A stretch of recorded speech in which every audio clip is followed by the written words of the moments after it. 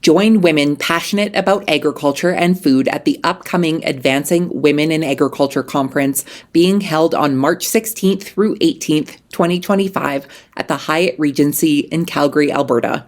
Re-energize and re-engage while listening to leaders in the food and agriculture industry tell their stories. Network and make connections while learning tips that will help you meet your goals. For more information and to register, head to the link in today's show notes.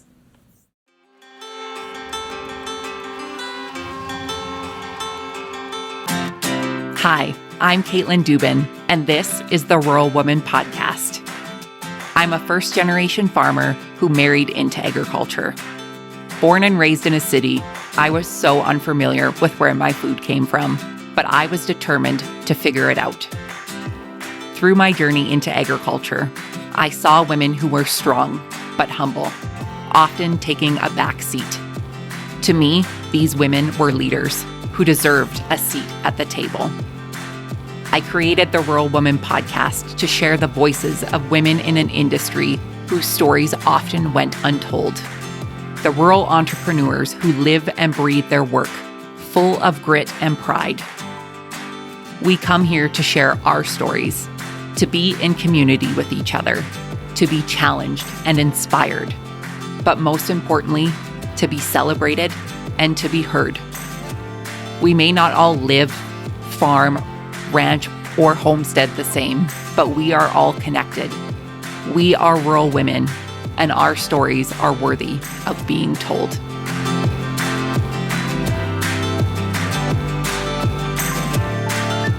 Hey everyone, welcome back to another episode of the Rural Woman Podcast. Today you'll meet Chelsea McKen. Chelsea was born and raised in the Alberta Peace Country. She comes from a family with deep agricultural roots dating back to her great-grandfather's homestead. After purchasing the family farm with her husband, Chelsea transitioned to vegetable farming and started a small-scale operation, expanding it over time with a CSA program, a pumpkin patch, and plans for you-pick Christmas trees. As the main grower, she spends her winters planting and starting seeds, while her summers are filled with planting, growing, and harvesting crops. Can't wait for you to meet Chelsea and hear her story. But before we get to her interview, I just want to say a quick hello and the warmest welcome to our newest Patreon member, Nicole Z.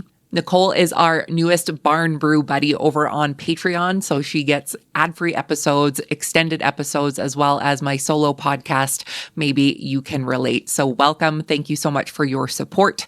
And if you would like to support the Rural Woman Podcast financially, you can head on over to patreon.com/the Rural Woman Podcast and learn more about all of the perks that are offered with each tier. Without further ado, my friends, let's get to this week's episode with Chelsea McKen.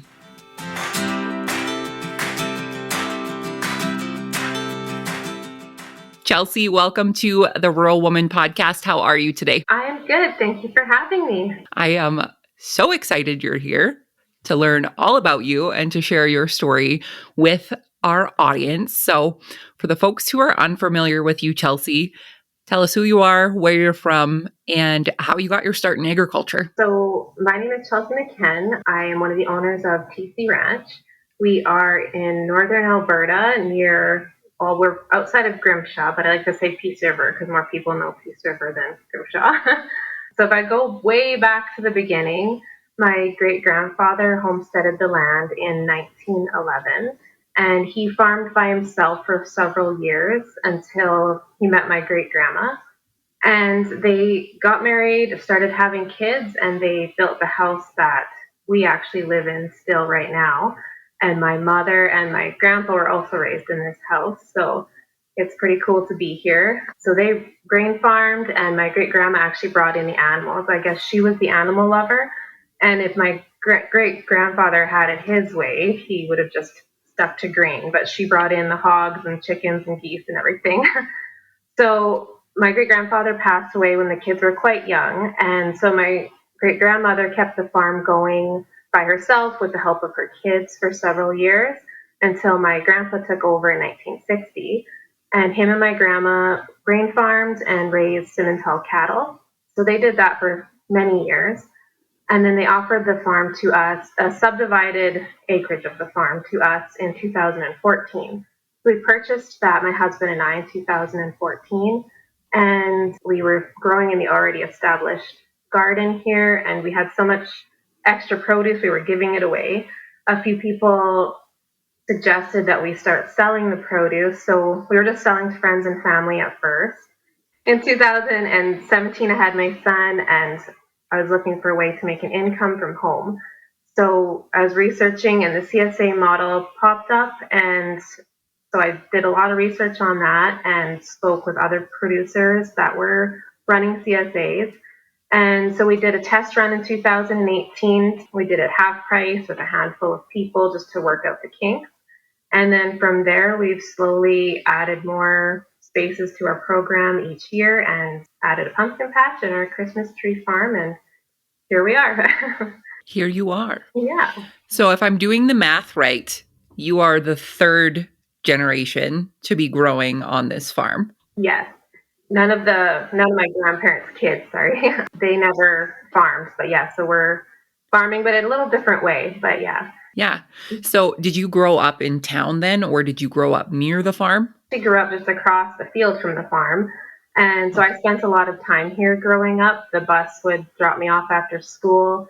And I spent so much time here that I had my own set of coveralls and chore clothes for after school chores. And I spent a lot of time in the summer here. My grandma had a big garden, and she actually had little plots for all the grandkids so we could grow what we wanted in our own little space in the garden. So we lived on an acreage and not on the farm. I spent as much time as I could here. Right. So was it ever a thing for you that you thought, like, I'm going to grow up and be a farmer on this multi-generation farm, or did you have other plans? Well, I had always somehow been connected to agriculture. I used to teach riding lessons, and I got my equine first aid certificate and was involved in the horse world for a while. I never necessarily had plans to be a vegetable farmer, but I knew I always wanted to be in ag. I was always drawn to it. I was in an office job before this, and when I was on my mat leave with my son, it kind of solidified that I wanted to be here and do something on the farm. And so we found a way to do that with what we have. We don't have a whole bunch of land. We're on 15 acres. So we're kind of trying to, do what we can with what we have. That's amazing. I love the story that your grandma had small plots for the grandkids to grow their own veggies and obviously sparked something in you to grow up to be a vegetable farmer. Yeah. Are your grandparents still with us today? Unfortunately not, but I do have my grandma's old gardening journal, and so we can see some of the old plots where she'd put, Chelsea's garden, and I had sunflowers and potatoes, etc. So yeah, it's pretty cool to have those memories.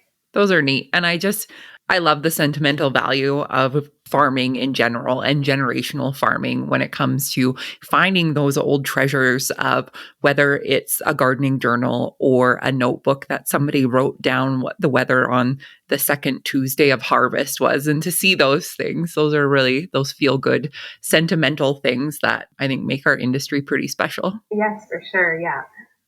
So you started this CSA, I would say, at a time, obviously, before a lot of the world knew what a CSA was. The world being the general population in 2020, when there was no vegetables in the grocery store, looking to farmers and CSA. So, what was the reaction from your community back then in 2018 and the 2017 season when you were trying out this new to you method? Well, everyone was really supportive. There was not very many CSAs in our area. There was one in previous years before I had started, but she had moved away, so there was nobody in our area who was doing the CSA. So actually, when I had advertised that we were just doing a test run, we had so many people, and I had to I had to limit it, put a wait list on. So everybody was really curious about it and wanted to get in on it. And yeah, everybody's been super supportive. Every year we have a wait list, and I wish it could open up more spots, but we have to keep it at a certain threshold of what we can handle as a family. So it was quite amazing to see how passionate people were about supporting local farmers and young farming families, and kind of trying to find out where their food was coming from, how it was grown.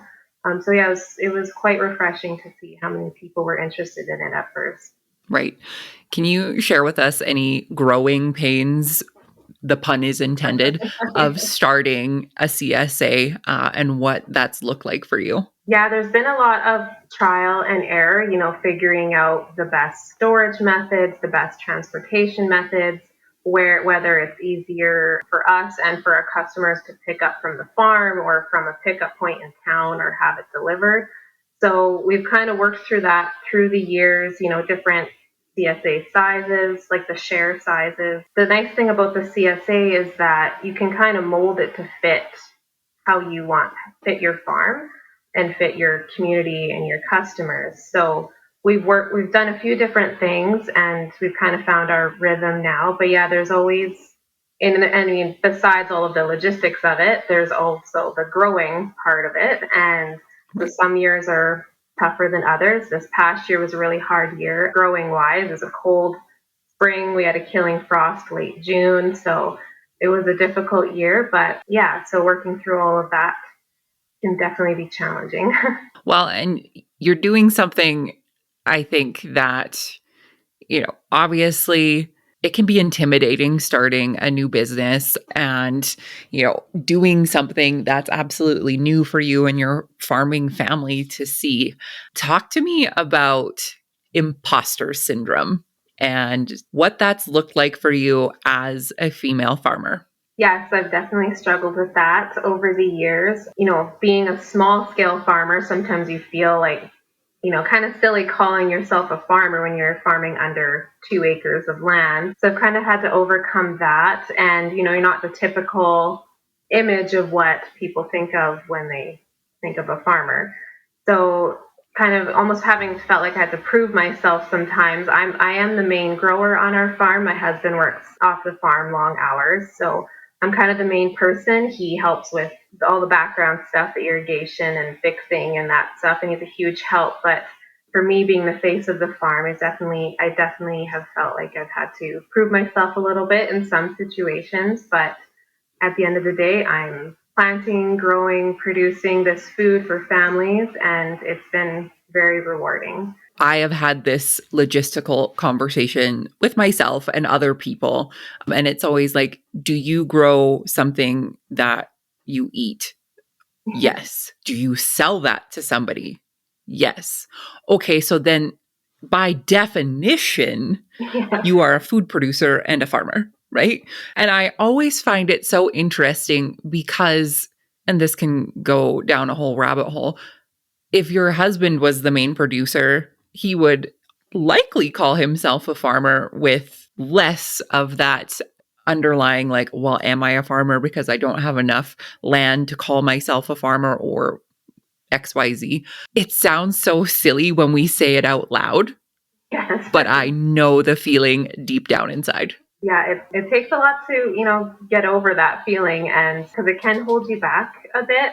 Kind of, you don't want to, step out of your comfort zone. You're like, well, I'm not a farmer, so maybe I shouldn't go. I've been asked to do a few, gardening talks and things locally, and I'm like, well, I don't know, am I the right person for that? But yeah, getting over that and just sharing our experience and our story and stuff. So yeah.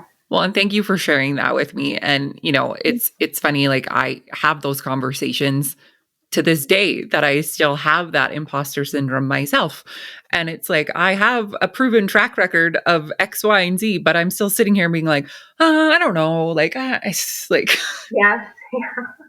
get over it. But it's also good to know that we all have those feelings and it's normal to have those feelings, but to work through them and to work through them with other people, I always think is a lot easier than sitting there being like, oh my God, what am I doing? Yeah, exactly. So in the growth of your CSA and of your farm and your customer base, you've actually invited the community to really be a part of your farm. So can you talk to us about some of the events that you've had over the years at the farm? Yes, so in 2022 was the first year we had our You Pick pumpkin patch. And there's not really pumpkin patches up here. We have such a short growing season that it's kind of tricky to get pumpkins like to the stage where they're ready in time before we get a frost. But so we thought we'd give it a try, and the first year was very successful, and we had people come out, and it was just so fun to see, especially the kids going and finding a pumpkin, and they're just so excited about it, and seeing families come out and enjoy our space and enjoy finding fun pumpkins and taking pictures. So after that, it's kind of grown a little bit. We had a pumpkin patch in 2023 again, and then this past summer I kind of had the idea to have yoga in the garden. I thought it would be kind of fun. It's the garden for me is such a peaceful place. It's almost meditative, and I thought, well, it's a perfect spot for yoga. So I'd reached out looking to see if there was any instructors interested, and someone contacted me, and we set it up. And yeah, we just had one session this summer, but hopefully we'll have a few more next year as well. It was the perfect day for it, and we got lots of compliments after that. Everybody really enjoyed being out in the evening sun by the garden, and the animals were out visiting everybody as they were trying to do their stretches. And yeah, it was just a really nice day. And we had my friend who's a nutritionist, to make some juice for everybody out of our vegetables. So everybody had a juice shot after their yoga session. And yeah, it was just really nice to bring in people and enjoy our space with us. And yeah. I love when we are able to bring people to our spaces that bring us peace and joy. And I think, when you live rurally and when you live out of a city center, even a town center, we can easily forget that people don't get to wake up and see the sunrise or see the sunset the way that we do. And to be able to invite people to these spaces is super fun. And obviously, being able to come out and stretch and all of those things, those are also feel good endorphins. And yeah, so that's awesome. Tell me more about the Christmas trees. Well, yeah, my husband kind of makes fun of me sometimes because I have this obsession with fall and Christmas, but they've kind of are turning into these little business endeavors. So the Christmas tree farm, I just had this idea that it would just be to create a nice, cozy environment for people to come pick a tree. In my vision, we just planted the trees this past spring, so this is a few years off, but I have a vision of, having a fire going and Christmas music playing and Christmas lights up, and just another opportunity for people to come out and enjoy the space and get together and pick your Christmas tree, have the kids out, just have just a feel good event for people to come out and enjoy. Yeah. And what a perfect idea to really extend your growing season in a way that you can't do with vegetables. Yes, yeah, well, that's exactly it. It's kind of like a supplement to the CSA. Our CSA is the bread and butter of the farm, but the pumpkin patch and the Christmas trees are kind of a supplement to add to it. So.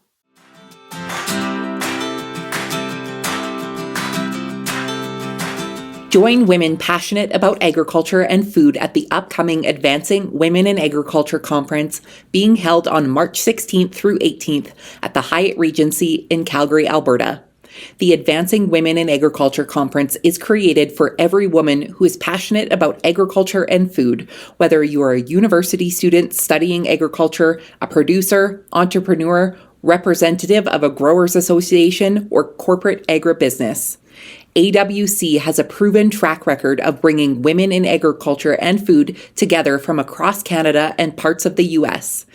AWC is proud of the quality of speakers that are brought to the podium, including business experts, motivational and inspirational leaders, industry representatives, and farmers just like you. I'll be there hosting mini interviews at the AWC 2025 West Conference. So join us in sharing your story as well as learning from other amazing women in agriculture.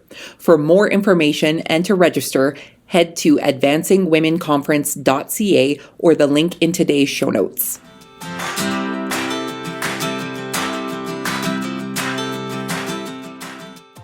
So with the pandemic and, with the search, I guess, for local food, were there other CSAs that have popped up in your area since? There's not a whole bunch. I think there might have been one or two in our area, but there's not a whole lot. It seems to be like there's more veggie people coming to the farmers markets and stuff, but I believe there are two other CSAs that have since started in the area. So it definitely feels like people are looking more for the local food and, farm to table food. Right. So yeah. Which, regardless, is a good thing because I always feel like the more the merrier when it comes to local food.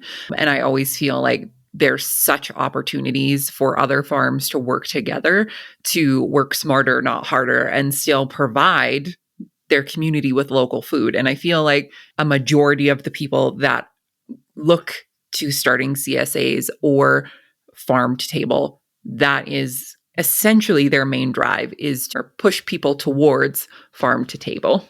Yeah, like our original goal was to have a vegetable CSA and also raise pigs and chickens for meat to be able to add into the CSA and have laying hens.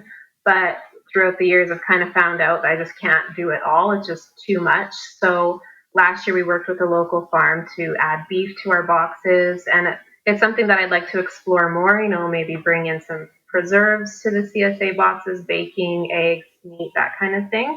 Be able to work together with other farms to be able to bring people more local food more conveniently. And I love what you said. I found out that I couldn't do it all. Yeah. Shocker, right?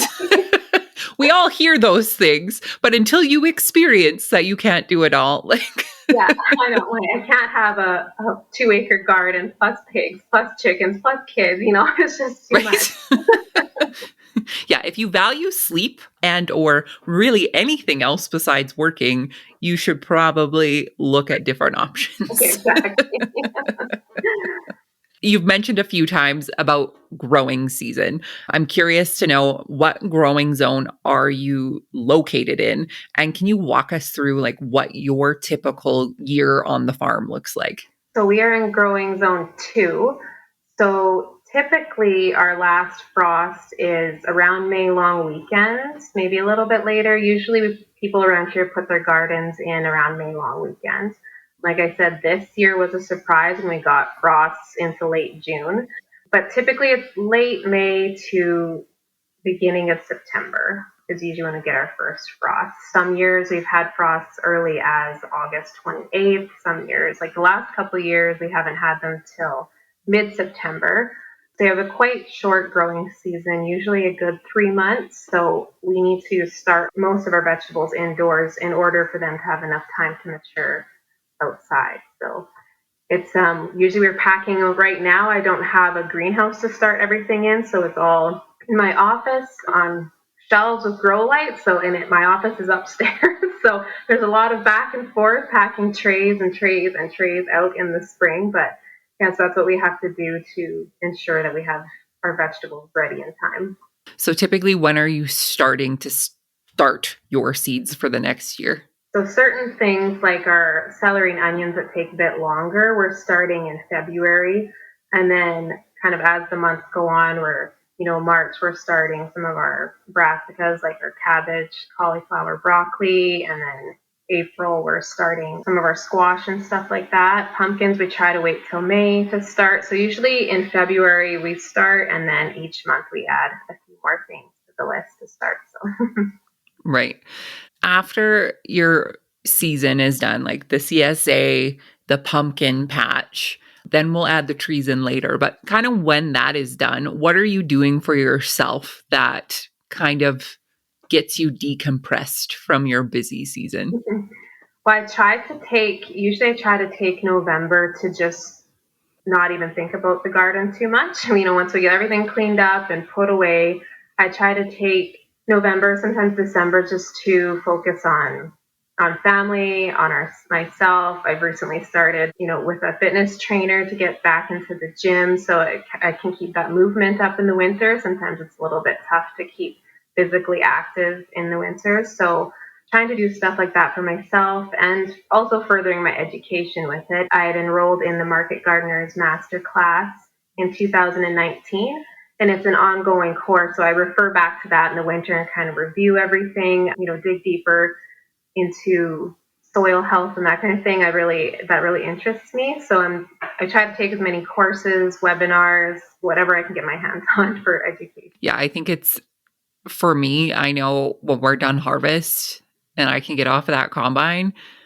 I am ecstatic. I'm like, I don't want to go outside. I don't want to look at anything. But then after I would say less than a couple weeks, I'm kind of like, oh, did I go outside today besides feeding and watering the animals? And then I think to myself, okay, I need to like have that balance and finding that balance. And I hate the word balance because I'm just like, it is an ever moving target of where it can be. But reminding ourselves that, that movement and that sunlight is very necessary, especially when you live where we do. I know, yeah, it's dark by 5:30 here now. So yeah, Yep.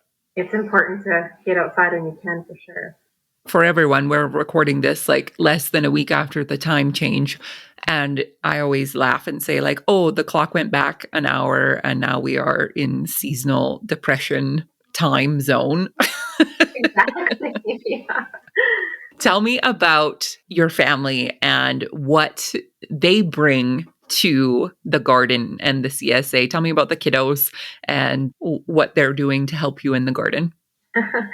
Well, they are probably my biggest inspiration for growing clean, nutrient-dense produce. That's kind of how this whole thing started. I mean, I've always had a garden. My husband and I, even we lived in town before we bought the acreage, we had a garden. But then when they came along, it was definitely an inspiration to like, I want to nourish my family as much as I can. And that starts, in the soil. The healthier the soil, the healthier the produce, the healthier the people. So I always think of them, when I'm starting to feel overwhelmed and like, why am I doing this? Like, they're the reason I started so I could stay home as well, too, so I could be home with them and not go back to work in the office. So they're a good reminder of why I do what I do. And they're getting to the age now, they're 7 and 5, that they are a bit more helpful in the garden, too. They like to help me with the quality control. They like to taste test everything. So they're out there checking when the peas are ready and pulling carrots and making sure they're sweet enough. And yeah, so they've been helping. They help alongside us in the garden quite a bit. I love that. I love seeing agriculture and farming and all of these things through the eyes of kids because they are so fascinated by what could be the most simple thing. I think I've shared this story a million times and I will keep sharing it. The very first time, well, it's like a kids' farm fair is essentially what it is. And they invite schools and young kids from all around our area to come and experience what it looks like to be on a farm. And it's at the exhibition grounds. And I wanted to go because there were people there that I wanted to talk to about goats, but I didn't feel like I could go there without a child and look like a weirdo. So I told my sister-in-law that we had to go. And so we could bring my nephew. And so he's walking around and there's animals and, there's different plants and stuff in there. But I will never forget when Mason made the connection between a chicken and an egg because we were sitting there and he saw a chicken and then he saw the egg. And I said, Mason, that's where eggs come from. And his mind was blown. Oh, yeah, right. And it was just like to have that experience as a kid, but to actually live and breathe it on a farm and to see like, I'm going to put this seed in the soil and in a few weeks, something's going to pop up. And then in a few more weeks, I get to eat something from it. Like, it's pretty cool. Yeah, it's been pretty cool to see the kids learn, from all of the stages of the garden, from the planting to when things are just growing and we have to weed and water to what we get at the end of it. Actually, it was kind of funny because this spring, like our pumpkin patch, we didn't run this year because we got that killing frost and it pretty much wiped it all out and it was too late to restart. So my daughter she'd found this old rotten pumpkin in the scrap pile, and she picked all the seeds out of it, and she had planted it in this little planter in like April, and it got covered up with a bunch of stuff. And then we were cleaning up the yard, and she pulled this stuff off this planter, and there was this little pumpkin plant growing there. And actually, her plant did better than any of the ones that were covered out of our patch. But it's just so funny how kids, they just enjoy being in the garden and planting. And I tried to do the same tradition my grandma did with us and give them their own little space to kind of work with and plant their own veggies. And we've also had a working share program in our CSA where people get a discount off of their share, and then they come to the farm to help work a certain amount of hours.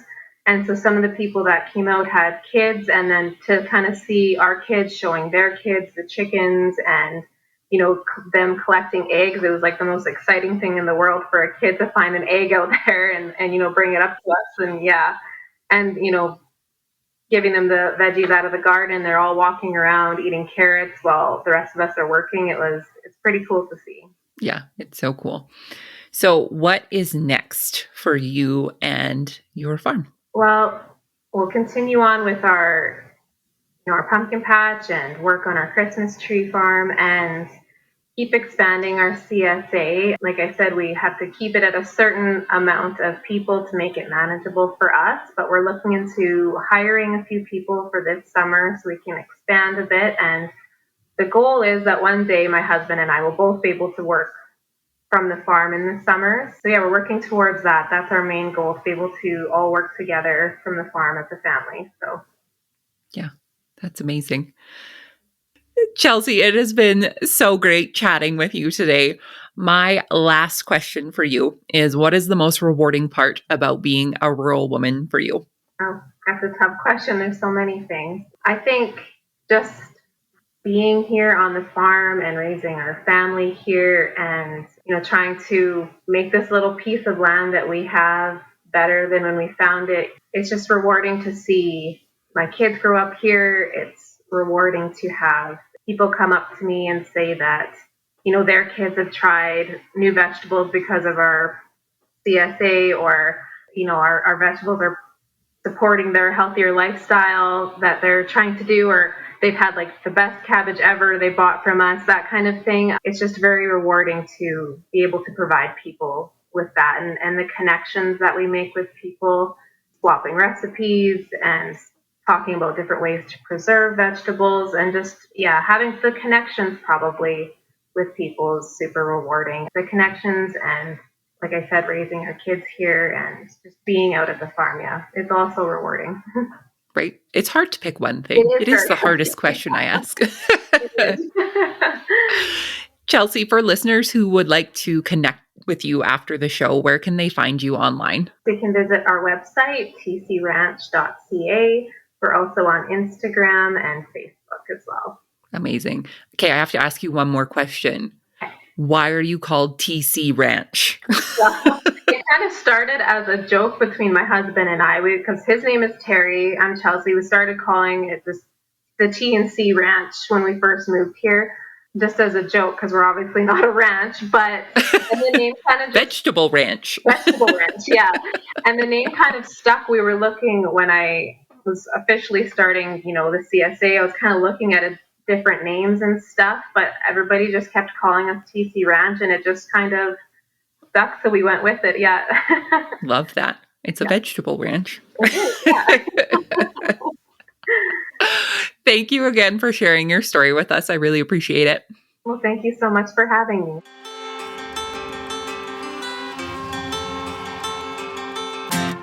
Thanks for listening to the Rural Woman Podcast. The Rural Woman Podcast is more than just a podcast. We are a community.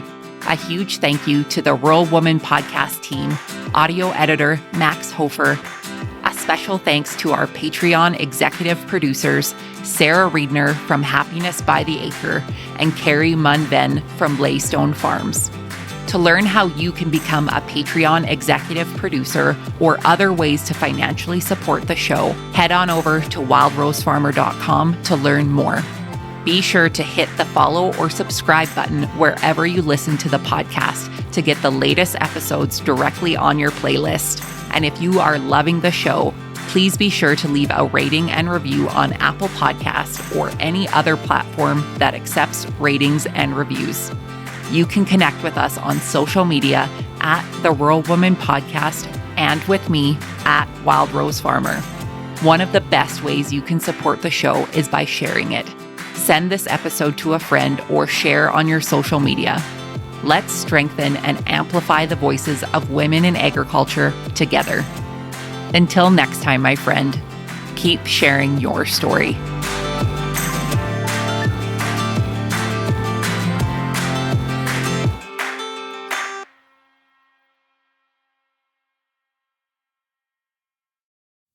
Did you know that you can get this same great episode of the Rural Woman Podcast ad-free?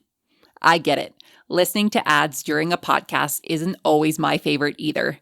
But in order to keep the lights and coffee pot on here at the Rural Woman Podcast Studios, they are necessary. I am so grateful to each and every one of my sponsors, but if you yourself would like to skip the ads while supporting the show, consider joining me over on Patreon. Patrons of the Rural Woman Podcast get ad-free episodes starting at Tier 5 on their podcast player of choice each week, plus some other great benefits. Find out more by heading to the link in today's show notes to learn how you can become a patron through Patreon.